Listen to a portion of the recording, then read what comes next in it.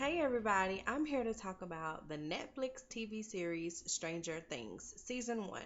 So I'm going to be talking about the whole season. I'm not going to do it episode by episode. I'm just going to give you an overview of what happened on the show and what I thought about it. Now, this is going to be super spoilery. So if you haven't watched it and you don't want to know what's going to happen, just don't even watch this video. Thank you for clicking on this video though. But if you have already watched it or you're thinking about watching it and you don't mind knowing a little bit about it, continue watching. Make sure you like, comment, and subscribe to my videos. All right, so let's get right into it. Now, the premise of this show is based around a little boy's disappearance. So let me just backtrack and tell you kind of what happened. So this show is set back in the late 70s, and it starts off with these four little boys playing, I think it was Dungeons and Dragons, or if it wasn't Dungeons and Dragons, it's a game that's very similar to it.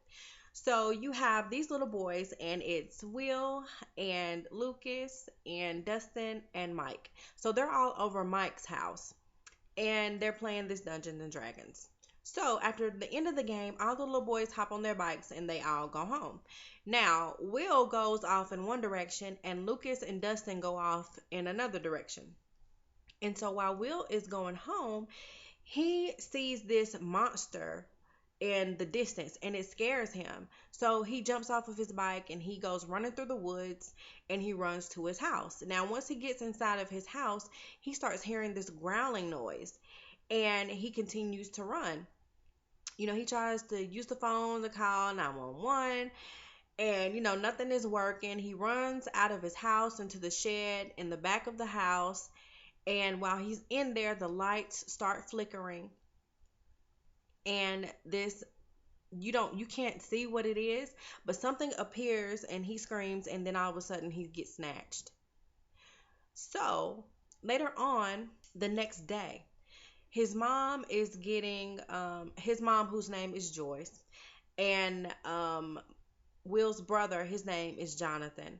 They're just getting ready, just regular, eating breakfast and things like that. And Jonathan, he's a teenager. And Miss Joyce tells him, well, go wake up your brother, make sure he eats, and, let's keep it pushing. You can already tell that Joyce is the type of mom who is working her behind off to make sure these kids have what they need. She looked tired, but, she's going to make sure her kids are okay. So he goes and he looks for Will to get him up, and Will's not there. So Will's mother calls Mike's mom, and she says, is Will over there with Mike? And she's like, no, they all went home last night. And so it sends her on this frenzy, and she starts looking for her son because he's missing. And that's how it all begins. That's how everything starts off. Throughout this search, there are people that are looking for him. Of course, his friends, who are all smart. All these little boys are basically outcasts at school. They're little geniuses, okay? They understand science and, they love playing Dungeons and Dragons. They're just smart little kids. Mike has an older sister, and her name is Nancy. And Nancy has a part in this story too, because she just starts recently dating this hot guy. She thinks is so awesome. And Nancy has a best friend. Now, from what it seems, this is, suburban girls, suburban families. And she's trying something different. It seems like she's stepping out of her comfort zone. She's doing things she don't normally do. So one night, her little boyfriend invited her to his house because his parents was going to be gone. And, he and his two best friends, who are a couple, a boy and a girl, they're going to be there, and it was just going to be him and Nancy. But Nancy brought her best friend with her, to kind of keep it together. And her best friend was like, but you know why he's inviting you over here, because he want to do it. And what you going to do? And so Nancy was like, girl, I ain't trying to do that. I ain't about that. You know me.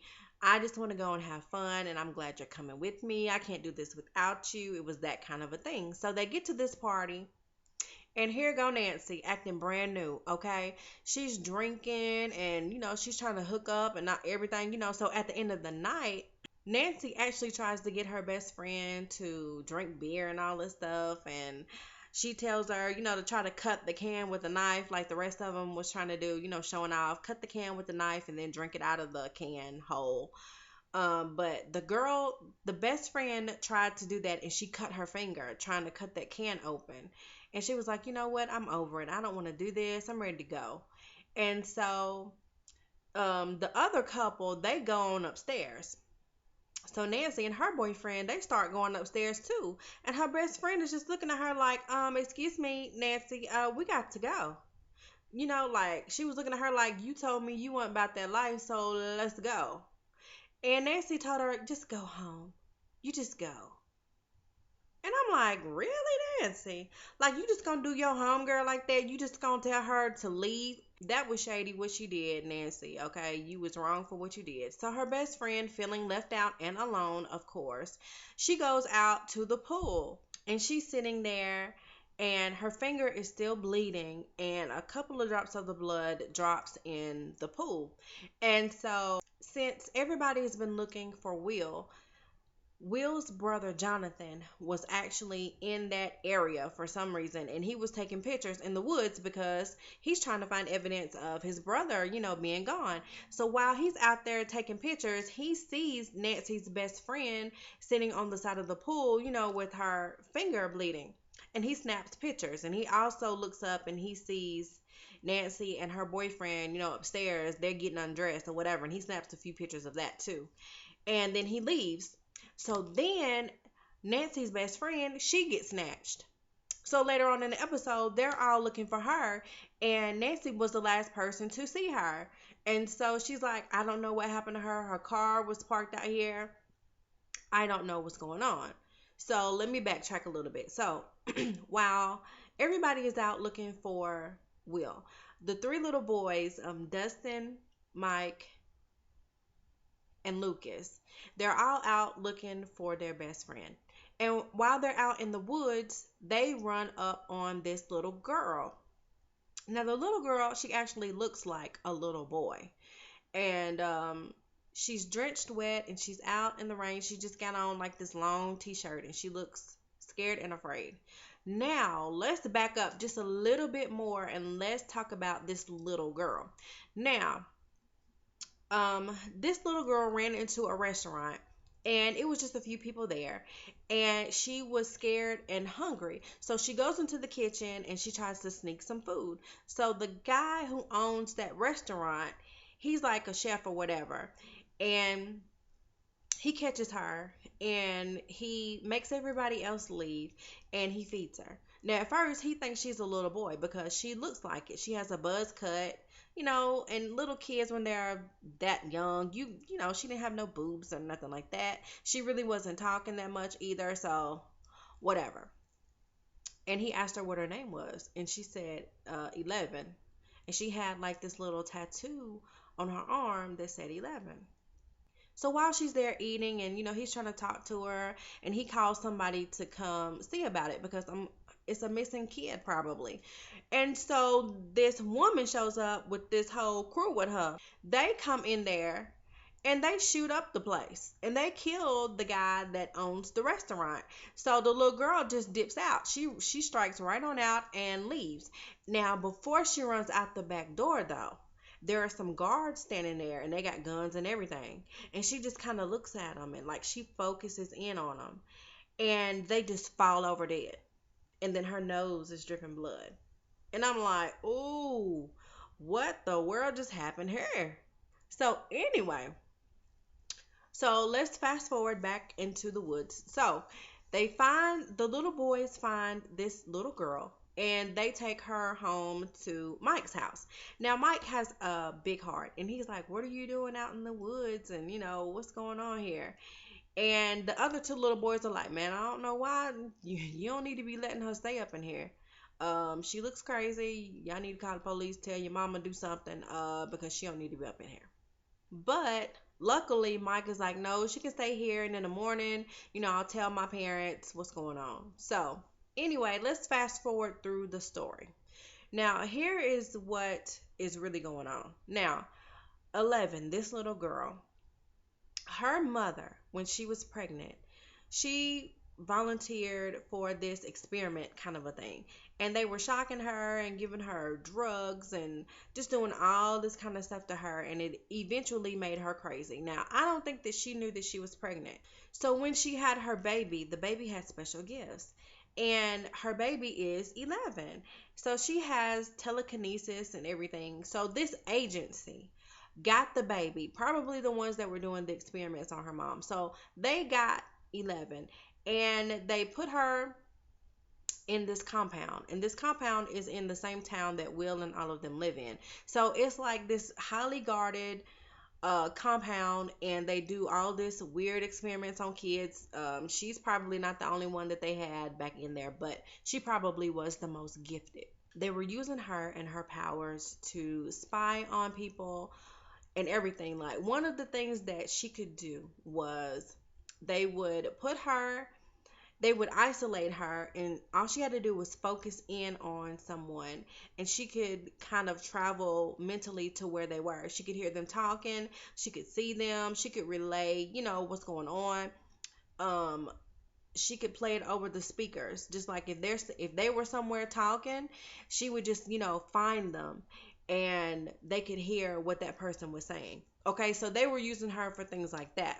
Another thing that they did was they put her in this big body of water, and they shut it all off. They gave her this little thing to go over her head so she could still breathe.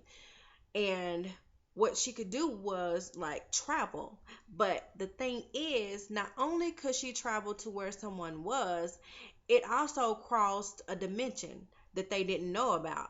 And so one day when she was trying to zone in on this one person, she crossed over into another dimension and she runs into a monster. Now, because she runs into this monster, it put this hole between the dimensions. So she calls it the upside down. And so it's basically like, for instance, if you are sitting in your living room, well, let me explain it the way that it happened in the TV show. So anyway, so she kind of opened that hole unknowingly to her. She didn't know she was doing that. She was just doing what they told her to do. And she keeps calling this doctor her dad. The main guy that deals with her and talks to her, she calls him, Papa or whatever. His name is Dr. Martin. So she calls him Papa for whatever reason. I don't know if it's really her dad or not. Maybe it's just a father figure that they use to get in her head and make her do all kinds of stuff. Listen, she can kill people.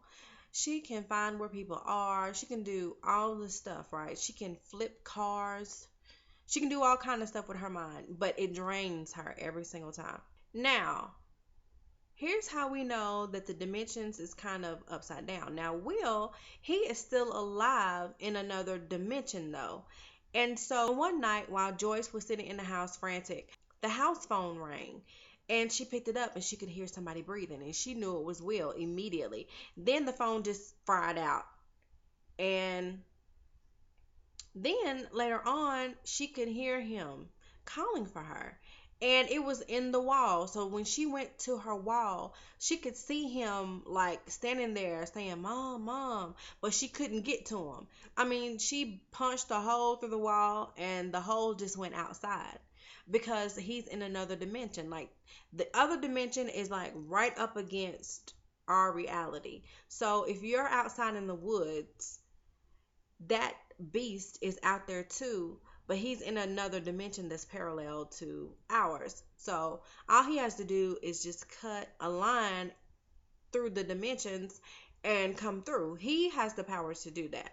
So let's just fast forward through this whole story, okay? Because there are a lot of intricate things that happen.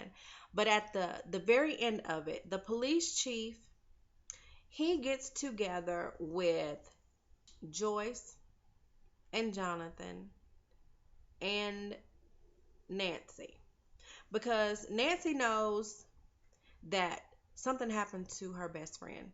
And while Jonathan took that picture of her, he actually got a picture of the beast in the picture, unknowingly to him at the time. But later, when he got it developed, there was this beast, because actually Joyce saw that monster because the monster tried to come into her house.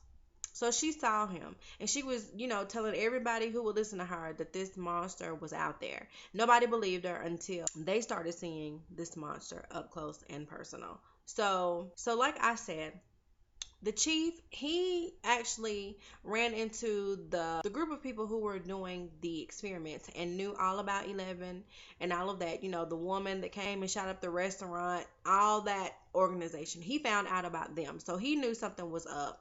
So he started believing Joyce. So he went and talked to her and was like, look, we got to do something about this. We got to get your son.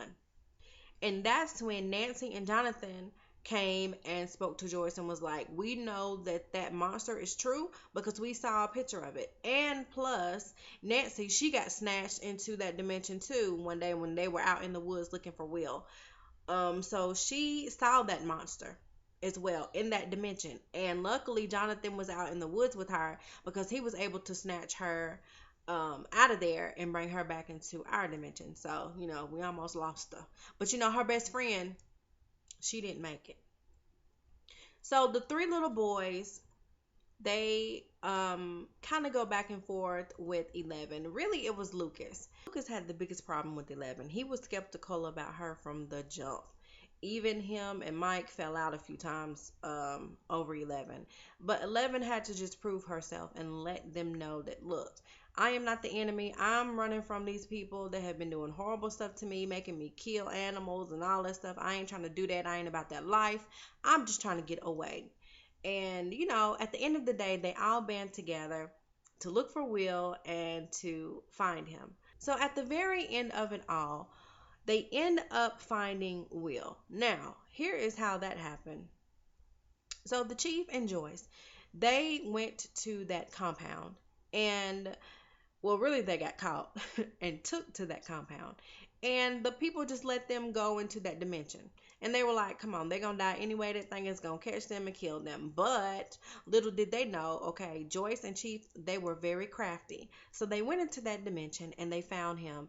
And he was basically being harvested. Like he was up against this wall and he had this thing in his mouth and he was near death. So the chief, unattached him and resuscitated him and brought him back to life.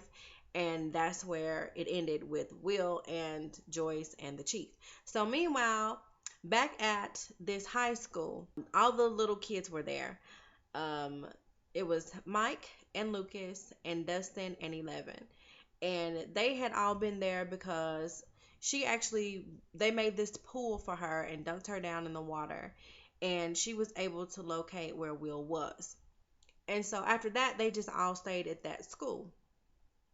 So somehow the people and Dr. Martin, they found out where the kids were because they wanted 11 back. So they get to the school and everybody comes in there, guns a-blazing, and they lure the monster there as well because 11 just goes on a killing spree. When they corner her and them kids, she just started killing people. So that monster smelled blood, and that's what it's attracted to. Normally, it crosses over into the other dimension when it smells blood because it wants to eat. And that's what it does. It snatches things from one dimension, takes it to its dimension, and eats it. That's what this thing does. And actually, Nancy and Jonathan, they knew that because of what happened to her best friend, because her finger was bleeding and that's the blood is what drew the monster to her. And so they already knew that. So they had actually set up a trap in Jonathan them's house to catch that monster, and they actually did. They caught that monster in the house with a bear trap, and they burned it up to a crisp, but it still got away. It was hurt, but they knew how to get it to come to them, so they knew that much. So anyway, so all the dead bodies led the monster to the school where 11 was. And she was already drained because, she had went into that tub and found out where Will was. So anytime that she uses her powers a lot, it really drains her and she has to recharge. But she didn't care about, just depleting herself to save her and her friends. Because, they were all little friends. And her and Mike, they kind of liked each other. Mike actually gave her some sugar. So that was really cute. So, she was feeling Mike, and she was friends with Dustin and Lucas. They was all cool. So she wanted to protect and save them. So When these people came, she just, killed them all, kind of. Then when that monster got there, it went on a killing spree too. It even killed Dr. Martin. So the monster corners the kids in this classroom, and 11 just tells the boys to get back. And she told them, we're always going to be friends. Some kind of little phrase she used because, they kept that girl so secluded. She just spoke in broken sentences. Sometimes she would only say one word at a time, friend, love. Well, she didn't say love. She would say will, friend, not safe, bad people. I mean, that's how they kept her. Okay, very secluded, very detached from reality so that she can do all this inhumane stuff that they needed her to do. So anyway, honey, when that monster came in there, she was like, you know what? I'm going to go ahead and take care of this for once and for all. I'm so sick of this because she felt like it was her fault that that monster was there because, she kind of introduced him to their dimension unknowingly to her. She did not know that she was going to do that. That's not what she was there for. It's really that company's fault. So anyway, she goes up against that monster and she uses her gifts to basically just disintegrate that monster. But when she does it, she disappears too. And that's how it all ended. Now, mind you, if you watch this season, I left a whole bunch of stuff out. So if you want to watch this this show, make sure you sit down and watch it because I just gave you an overview of everything that happened, but there were so many other things that happened in this show. Sit down and watch it. If what I've said sounds good, trust me, when you sit down and watch it, you're going to get a whole lot more because I just skipped over a whole bunch of stuff and just got to the nitty gritty of everything.